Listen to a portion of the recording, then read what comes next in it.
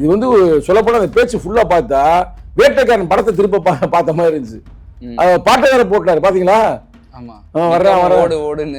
வர்றான் வேட்டைக்காரன்னு. இந்த கொள்ளையை அடிச்சதுனாலதான் உங்க கரூர் கம்பெனி ஓனர் ஒருத்தர் எங்க இருக்காருன்னு தெரியாம ஓட்டு ஓட்டு ஓட்டு ஓட்டு ஓட்டு ஓட்டு ஓட்டு ஓட்டு. அதுல சில விஷயம் சொல்லியிருக்காரு சார். அந்த கரூர் சம்பவத்துல போலீஸ் வந்து முன்னாடியே என்னை எச்சரிக்கை பண்ணியிருந்தா நான் கண்டிப்பா அந்த இடத்துக்கு வந்திருக்க மாட்டேன்.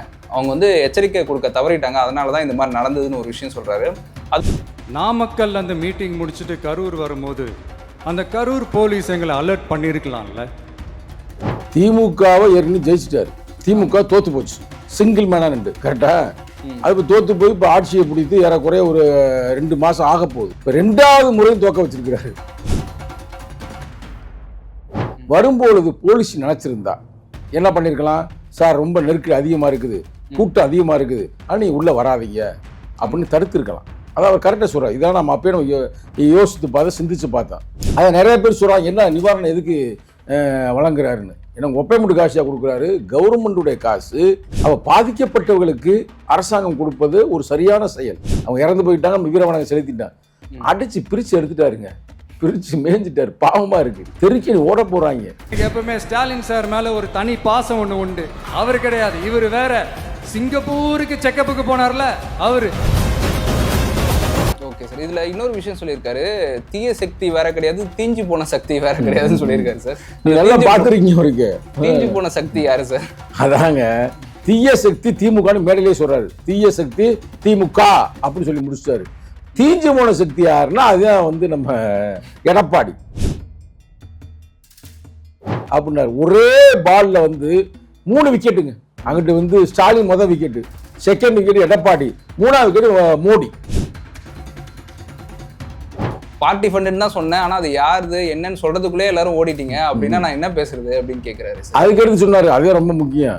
இனிமே இவங்களை பேசுறாருன்னா 4 பக்கெட் டோரை மூடி வச்சுட்டு தான் பேசுறேன் அப்படின்றாரு. நான் எப்படி பாக்குறேன்னா, டோரை மூடி சில பேர் கும்பாங்குத்து குத்துவாங்க. மாண்புமிகு பேரவைத் தலைவர் அவர்களே, எல்லா டோரையும் இழுத்து லாக் பண்ணுங்க.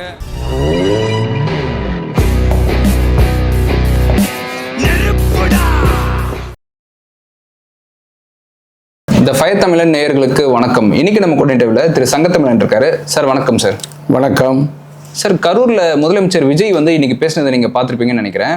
அதுல வந்து பாத்தீங்கன்னா முழுக்க அவர் திமுகவை அட்டாக் பண்ற மாதிரி தான் ஃபுல்லாவே பேசியிருக்காரு. அதுல சில விஷயம் சொல்லியிருக்காரு சார். அந்த கரூர் சம்பவத்துல போலீஸ் வந்து முன்னாடியே என்னை எச்சரிக்கை பண்ணியிருந்தா நான் கண்டிப்பா அந்த இடத்துக்கு வந்திருக்க மாட்டேன். அவங்க வந்து எச்சரிக்கை கொடுக்க தவறிட்டாங்க, அதனாலதான் இந்த மாதிரி நடந்ததுன்னு ஒரு விஷயம் சொல்றாரு. அது மட்டும் இல்லாமல் டிஎம்கேவை அவங்க கேட்ட கேள்விக்கெல்லாம் பதில் அளிக்கிற மாதிரி நிறைய விஷயம் வந்து இதில் பேசியிருக்காரு சார். அதை பற்றி உங்களோட கருத்து என்ன? முதல்ல வந்து அந்த மரணம் அடைந்தாருங்க பார்த்தீங்களா, குழந்தைகள் உட்பட முதியோர்கள், பெண்கள்லாம் மரணம் அடைந்தார்கள். மரணம்னா இயற்கை மரணம் இல்லை, அது அந்த ஒரு நெருக்கடியில் ஒரு மரணம் உருவானது. முதல்ல அந்த ஆத்மாக்களுக்கு செம்மார்ந்த வீர வணக்கத்தை நான் தெரிவித்துக் கொள்கிறேன், உங்களின் சார்பாக, உங்கள் சேனல் சார்பாக. சரிங்களா? ஆனால் விஜய் அவர்களுடைய பேச்சு வந்து நீங்கள் முழுக்க நீங்கள் வெறுப்பு வெறுப்பில் அவரை பார்த்தீங்கன்னா, திமுகவை ஏற்கனவே ஜெயிச்சிட்டாரு. திமுக தோத்து போச்சு, சிங்கிள் மேனா நின்று கரெக்டா. அது தோத்து போய் இப்போ ஆட்சியை பிடித்து ஏறக்குறைய ஒரு 2 மாசம் ஆக போகுது. சரி சார். இப்போ 2வது முறையும் தோக்க வச்சிருக்கிறாரு. 2வது முறையும் வெற்றி பெற்றிருக்காங்க கூட சொல்லலாம். அது முதல் தேர்தல் வெற்றி. இது எப்படின்னா டோட்டலாகவே அரசியல் ரீதியான ஒரு வெற்றியை பெற்று விட்டார். அவர் பேசிய பேச்சுக்கள் எல்லாமே நல்ல ஒரு முதிர்ச்சியாகவும் இருக்கிறது. Okay sir. அதாவது அவர் சொல்கிற பாயிண்ட் நீ அழகாக சொன்னீங்க. அவர் வந்து அங்கே உள்ளே வர்றாரு, எல்லா மாவட்டங்களுக்கும் போயிட்டு ஏறக்குறைய அந்த மாவட்டத்துக்குள்ளே உள்ள வருகிறார். வரும்பொழுது போலீஸ் நினச்சிருந்தா என்ன பண்ணியிருக்கலாம்? சார் ரொம்ப நெருக்கடி அதிகமாக இருக்குது, கூட்டம் அதிகமாக இருக்குது, நீ உள்ளே வராதீங்க அப்படின்னு தடுத்திருக்கலாம். அதான் அவர் கரெக்டாக சொல்கிறார். இதான் நம்ம அப்பயே நம்ம யோசித்து பார்த்தா, சிந்திச்சு பார்த்தோம். அந்த வேலையை செய்யலை இந்த அரசாங்கம், அந்த அரசாங்கம். சரிங்களா? உள்ளே விட்டுட்டாங்க. சரி, உள்ளே வந்த பிறகு பாதுகாப்பு கொடுத்துருக்கணும்ல. ஆமாம், அந்த பாதுகாப்பும் கொடுக்கல. அதை இப்போ வெட்ட வெளிச்சமாக தைரியமாக சொல்லுகிறார். அது ஒன்று. அப்போ அந்த பாதிக்கப்பட்டவங்களுக்கெல்லாம் இன்னைக்கு வந்து நிவாரணம் வழங்கியிருக்கிறாரு. அதை நிறைய பேர் சொல்கிறாங்க, என்ன நிவாரணம் எதுக்கு வழங்குறாருன்னு. ஏன்னா ஒப்பைமுட்டு காசியாக கொடுக்குறாரு, கவர்மெண்ட்டுடைய காசு. அதாவது ஒரு இடத்துல வந்து எதிர்பாராம வந்து அந்த நெருக்கடியில் செத்து போயிடுறாங்க. அந்த நெருக்கடியை உருவாக்குனது யார்? அதுக்குள்ளே வந்து இப்போ சிபிஐ பேர் நம்ம உள்ளே போக தேவையில்ல, சரிங்களா? அப்போ பாதிக்கப்பட்டவர்களுக்கு அரசாங்கம் கொடுப்பது ஒரு சரியான செயல். இப்போ நீதிமன்றத்தில் இது இருக்குது. இப்போ நானே கேள்வி கேட்குற மாதிரி இதுக்கு முன்னாடி நிறைய பாதிப்பு உருவாகிருக்கு. இது மாதிரி ஃபார் எக்ஸாம்பிள் வந்து நம்ம வன்னிய தோழர்கள் வந்து ஒரு காலத்தில் வந்து சுடப்பட்டு அவங்க பல நெருக்கடியில் செத்து போனாங்க நிறைய பேர். அவங்களாம் இது வரைக்கும் நிவாரணம் வழங்கப்படவே இல்லை. அதே மாதிரி நம்ம தேவேந்திர குல வேளாளர்கள் தோழர்கள் இருக்காங்க பார்த்தீங்களா, அவங்கள வந்து எப்போ இது பண்ணாங்கன்னா டாக்டர் கிருஷ்ணசாமி அவருடைய தலைமையில் ஒரு காலத்தில் வந்து நம்ம திருநெல்வேலியில் அந்த தாமிரபரணி ஆற்றுக்குள்ளெல்லாம் விற்று நிறைய பேர் செத்தாங்க, ஞாபகம் அவங்களுக்கும் கொடுக்கவே இல்லை. அதே மாதிரி இதுலையும் இப்போ எங்கள் மக்களையெல்லாம் வந்து எங்கன்னா மேலாவளவில் வந்து சுட்டு கொண்டாங்க. ஏன்னா இவங்க தானே பாதுகாத்துருக்கணும், மன்னிக்கணும், சுட்டு இல்லை வெட்டி கொண்டாங்க, தலையை வெட்டி கொண்டாங்க.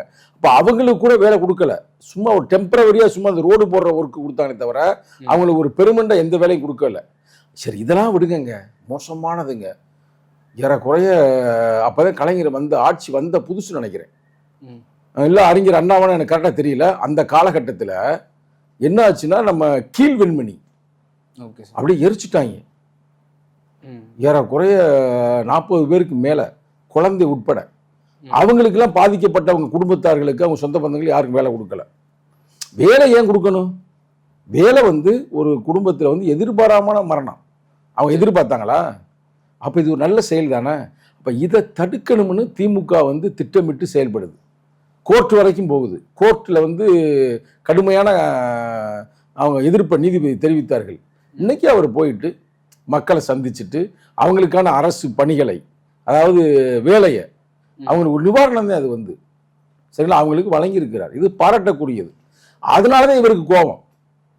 ஒரு நல்லது செய்ய போகும்போது நீங்களும் செய்ய மாட்டீங்க, அப்போ நல்லது செய்ய எங்களே அனுமதிக்க மாட்டீங்க. இப்போ கீழ்வெண்மணிலாம் வந்து எதிர்பார்க்காத ஒரு மரணம் இல்லை, திட்டமிட்டு ஆதிக்கவாதிகள் என்னன்னா பல்லர் சமூகத்தை சார்ந்தவர்கள் வந்து வேலை பார்க்குறாங்க, தினக்கூலி, சம்பளத்தை கொஞ்சம் ஏற்றி கூறுங்கள் அப்படின்னு கேட்ட ஒரே காரணத்துக்காக, என்னது சம்பள கூலி, தினக்கூலியை வந்து எங்களுக்கு சம்பளத்தை கொஞ்சம் ஏற்றி கொடுங்க அப்படின்னு கேட்டதுக்காகவே அந்த காலகட்டத்தில் ஒரு வீட்டுக்குள்ளே வச்சு தீயை வச்சு எரிச்சாங்க. அப்போ அந்த கொடுமைக்கெல்லாம் அப்பயே வேலை கொடுத்துருக்கணும் அவங்க சொந்த பந்தத்துக்கு. அதில் வந்து அப்பா இறந்து போயிருந்தாருன்னா அவங்க அம்மாவுக்கு வேலை கொடுத்துருக்கலாம், அம்மா இறந்து போயிருச்சுன்னா அப்பா வேலை கொடுத்துருக்கலாம், அப்பா அம்மாவே இறந்து போயிருந்தாங்கன்னா குழந்தைய கொடுத்துருக்கலாம், இல்லை குழந்தையும் சேர்ந்து இறந்து போயிருச்சுன்னா அவங்க சொந்த பந்தத்துக்கு கொடுத்துருக்கலாம். யாருக்கும் கொடுக்கல. இப்போ இது ஒரு முன் உதாரணமாக அவர் செய்கிறாரு. இவர் என்ன செஞ்சார் அப்படின்னு கேட்டாங்க. ஆனால் இந்த காலத்து நேரத்தில் நான் சொல்கிறேன், அந்த மரணம் நடக்கும் பொழுது, இன்னும் சொல்லப்போனால் அந்த நெருக்கடியில் நடக்கும் பொழுது நாங்கள் அந்த காலகட்டத்திலேயே நாங்கள் வந்து வீர வணக்கம் செலுத்தி எங்கள் தலைவருங்க வீர வணக்கம் செலுத்தி எங்கள் அலுவலகத்திலேயே மெழுகுவர்த்தி ஏற்றி அந்த மக்களுக்கு நேர சென்று எங்களால் முடிந்த நிதி உதவியை நாங்கள் செஞ்சோம். எனக்கு தெரிய தமிழ்நாட்டிலே வந்து செஞ்ச ஒரே கட்சி விடுதலை சிறுத்தைகள். சரி சார். விளக்கு ஏற்றி, அதாவது தீபம் ஏற்றி மெழுகுவர்த்தி ஏற்றி வீர வணக்கம் செய்த ஒரே தலைவர் எழுச்சி தமிழர், ஒரே கட்சி விடுதலை சிறுத்தைகள். இன்னைக்கு அந்த இதில் வந்து இன்னைக்கு வந்து முதல்வர் செய்திருக்கிறார் என்றால் நம்ம முதல்வரை பாராட்டணுமே தவிர அதை வந்து காழ்ப்புணர்ச்சி நம்ம பேசக்கூடாது. அதை ஒரு சிக்கலாக வச்சு பேசுவது என்பது தவறு. ஏன்னா இதெல்லாம் நிறைய பேர் தெரியாது. டிவிக்கில் இருக்க தோழருக்கு இப்போ நான் சொன்ன தரவுகள்லாம் தெரியாது. இன்னும் கூட சொல்கிறேன் பாருங்க, மகாமகம்னு நடந்துச்சு பார்த்தீங்களா கும்பகோணத்தில், அதில் நெரிச்சு செத்து போனாங்க, ஞாபகம் இருக்கா? இந்த அம்மா போய் குளிக்க போறான்ற ஒரே காரணத்துக்காக செத்து போனாங்க. இப்போ அவங்களுக்குலாம் வந்து அப்போ யாரும் எந்த தவறு செய்யல, அவங்கள வேலை கொடுத்துருக்கலாம்ல, வேலை கொடுக்கல. அப்போ இவர் வந்து எப்படின்னா மக்களுக்கான ஆட்சி நடத்துறாருங்க. இன்னொன்று நகைச்சுவை பேசும், எதுக்கு நம்ம சீரியஸ் அந்த மேட்டரை போய்கிட்டு அவங்க இறந்து போயிட்டாங்க, நம்ம வீரவணக்கம் செலுத்திட்டான், அடிச்சு பிரித்து எடுத்துட்டாருங்க, பிரித்து மேய்ஞ்சிட்டாரு. பாவமாக இருக்கு, தெருக்கி ஓட போகிறாங்க. அவர் பேசின பேச்சில் என்னத்தான் நம்ம சொல்கிறது, எனக்கே வந்து அதை பார்க்கும்போது என்ன இவ்வளவுக்கு ஒரு எதிர்கட்சியை வந்து ஓட்ட முடியுமா, நக்கல் பண்ண முடியுமா, இல்லை நாராக கிழிக்க முடியுமான்றதுக்கு இது வந்து சொல்லப்போனால் அந்த பேச்சு ஃபுல்லாக பார்த்தா வேட்டைக்காரன் படத்தை திருப்ப பார்த்த மாதிரி இருந்துச்சு. பாட்டைக்கார போட்டாரு பார்த்தீங்களா, வர்றான் வர்றான் வேட்டைக்காரன்னு, அது மாதிரி பேசி மிரட்டி விட்டாப்புல. ஆனால் அவர் இதாக சொன்னார், நான் வந்து ஸ்டாலின் அங்கிளை வந்து எதிர்த்து பேச மாட்டேன், அவரை பாவனை விட்டுறேன், ஆனால் மத்தால விட மாட்டேன்னு சொன்னது வந்து உண்மையிலேயே எனக்கு ஒரு மகிழ்ச்சி தனிப்பட்ட முறையில். ஸ்டாலின் மேலே எனக்கு ஒரு பாசம் இருக்குன்னு வேற சொல்லியிருக்காரு சார். ரைட், அதனால அந்த பாசத்தை அப்படியே தொடரணும். அந்த இதில் வந்து நானும் வந்து அதை நீங்கள் நக்கலுக்காக பேசுறீங்களா இல்லை எதார்த்தம் பேசுன்னு தெரியல, நீ உண்மையிலே அவர் மேலே ஒரு பாசமாக இருங்க. ஏன்னா அவங்க இவ்வளவு தவறு செஞ்சனால நீங்கள் வந்திருக்கிறீங்க. நல்லா கேட்டுங்க, ஓரளவுக்கு ஒரு வேளை அந்த முதல்வரே யார் நம்ம பழைய தளபதி ஸ்டாலின் அவர்களே எல்லா மக்களுக்கும் நல்லது செய்திருந்து தலித்து மக்களுக்கு நல்லது செய்திருந்தால் இல்லை இன்னைக்கு வர முடியுமா? வந்திருக்க முடியாதுங்க. எப்போ வந்து நல்லவன் மிக நல்லவன் எப்படி சொல்லுவாங்க? நீங்கள் நல்ல செயல் செய்வீங்க, நீ அவரை விட அதிகமாக செஞ்சால் நீ என்ன சிறப்பு? ஒரு கோடு இருக்குங்க, அந்த கோட்டை விட வந்து இன்னொரு பெரிய கோடு போட்டீங்கன்னா ஆட்டோமேட்டிக் இதான பெரிய கோடு தானே, உலக நிகழ்வு அதானே. ஆமாம். இப்போ நீ கெட்டவனா இருக்கீங்க ஒரு பேச்சுக்கு, உங்களோட மோசமாக கேமராமேன் இருந்தாருன்னா இவர் கெட்டவன், அவர் மிக கெட்டவன். இல்லை வந்து நீ நல்லவன் ஒரு பேச்சுக்கு, உங்களை விட அவர் நல்லவனாக இருந்தால் மிக நல்லவன். அப்படிதான் வாழ்க்கையே வந்து ஒவ்வொருத்தரை வச்சு கம்பேர் பண்ணுறது இந்த உலக வாழ்க்கையை. அந்த வகையில் வந்து அந்த தளபதியை விட இந்த தளபதி சிறப்பாக செய்ததால் இன்னைக்கு மக்கள் ஓட்டு போட்டிருக்காங்க. ஒரு அந்த பாசத்தில் கூட அவர் பேசியிருக்கலாம், ரைட்டா? அது நம்ம வந்து பாராட்டுறோம், அதில் ஒன்றும் பிரச்சனையும் இல்லை, அவரை விடுங்க. ஆனால் அவர் சொன்னது ரொம்ப எனக்கு ஒரு விஷயம் வந்து என்னன்னா, திமிருத்தனம் பண்ணாங்க. இப்போ நம்ம ஆட்சியில் ஊழல் பண்ணாங்க, நம்மளே நேரடியாக பாதிக்கப்பட்டிருக்கிறோம். கான்ட்ராக்ட்லாம் ஊழல் கேட்டாங்க, பயங்கரமான ஊழல்னால ஒரு ஊருக்கும் உருப்படியாகவே நடக்கலை. இப்போ அவர் என்ன சொல்கிறாருன்னா, ஊழல் எங்கேயுமே நடக்கக்கூடாது, எங்கே நடந்தாலும் எனக்கு சொல்லுங்க, நான் பார்த்துக்கிறேன். உங்கள் அண்ணனுடைய ஆட்சி நடக்குது, உங்கள் தம்பியோட ஆட்சி நடக்குது சொல்கிறார்ல. ஆமாம் சார், தைரியமாக சொல்கிறாருலங்க. அது மட்டும் இல்லை, ஊழல் செஞ்சுட்டு ஓடி போய் ஒருத்தர் வந்து வெளிநாடு தப்பி போயிட்டாரு. அப்போதான் சொல்கிறார் ஸ்டாலினை பற்றி. ஆமாம், நான் ஸ்டாலினை சொல்லலை, யாரை சொல்கிறேன்? இந்த வேலு அவர் தான் இப்போ இது கிடக்கிறாரு, சிங்கப்பூர் கிடக்கிறாரு. இப்போ மாட்டினார்ல, அவர் ஆளை தூக்கிடுவார் நினைக்கிறேன். இவர் பேசின இன்னைக்கு பேச்ச பார்த்தா பல பேர் வந்து சிறைச்சாலைக்கு செல்ல தன்னை ஆயுத்தமாக்கி கொள்ளுங்கள். பல பேர் என்ன அவ்வளவு ஊழலுங்க. எங்க பார்த்தாலும் நீ சொன்ன மாதிரி எம்னு சொல்லுவாங்க. எம்னா மினிஸ்டர், அடுத்து வந்து ஃபேமிலி, அடுத்து வந்து முதலமைச்சர் ஃபண்டு, பல அமௌண்ட்டுகளை வாங்கி பல பேர்கிட்ட ஆட்டையை போட்டாங்க. அதான் அவங்க சொன்னார் பேச, நீங்க பார்க்கல, ஒரு கான்ட்ராக்ட் கொடுத்துருக்குறாங்க, டபுள் மடங்கா இருக்குது, அதை இப்போ நான் நிப்பாட்டி விட்டேன் அப்படின்றாரு. இதுதாங்க ஆட்சி. உண்மையில நம்ம வந்து அவரை பாராட்டுறோம் அந்த நேரத்தில், வேற ஒண்ணுமே இல்லை. இப்போ நம்ம என்ன நினைச்சோம், அது இன்னொரு கருத்து சொன்னார், அது எனக்கு ரொம்ப பிடிச்ச கருத்து. ஏன்னா நம்ம எல்லா ஸ்டேட்லையும் நம்ம ஃப்ரெண்ட்ஷிப் இருக்காங்க, அவங்களே என்ன இப்போ கேள்வி பண்ணாங்க, ஏன்னா அவங்க ஸ்டேட்டில் வந்து காசு வாங்கிட்டு ஓட்டு போகிறீங்க, வெக்கமா இல்லையா அப்படிலாம் என் ஃப்ரெண்ட்ஸு என்ன பண்ணாங்க, கேள்வி பண்ணாங்க. ஏன்னா நாங்கள் ஒன்றும் துபாயில் வேலை பார்த்தோமா, நார்த் இந்தியா நண்பர்கள் டெல்லியில் இருக்கிறாங்க, அவங்க இப்போ சில பேர் வந்து பாம்பே இருக்கிறாங்க, அவங்க ஃபோன் பண்ணி சொல்லுவாங்க, என்னங்க உங்கள் ஸ்டேட்டில் இப்படிலாம் நடக்குதுன்னு. அப்போ எனக்குலாம் தனிப்பட்ட முறையில் வருத்தமாக இருக்கும். ஆனால் இன்னைக்கு அதை ஒழிச்சிருக்கிறார்ல டோட்டலாகவே. ஆமாம், அப்போ அதெல்லாம் சிறப்பு தானே. அப்போ அந்த சிறப்பை எல்லாம் இன்னைக்கு வந்து அவரே சொல்கிறாரு. அப்போ இது மட்டும் இல்லாமல் இன்னைக்கு அவருடைய பேச்சில் நல்ல டெவலப்மெண்ட்டுங்க. அவர் பேசுகிற அந்த ஸ்டைல் இருக்குது பார்த்தீங்களா, பயங்கரமான டெவலப்மெண்ட். சாதாரண இப்போ நாங்கள் வந்து கட்சிக்காரன், நான் வந்து தொடர்ந்து 20 வருஷத்துக்கு மேலே 25 வருஷத்துக்கு மேலே அரசியல் இருக்கிறேன். நமக்கு ஒரு ஆள் எப்படி பேசணும், என்ன பண்ணணும், அந்த பேச்சு கலை எப்படி அப்படிலாம் பல ரூல்ஸ் அண்ட் ரெகுலேஷன் இருக்கு. அதெல்லாம் சும்மா சாதாரணமாக பண்ணுறாப்புல.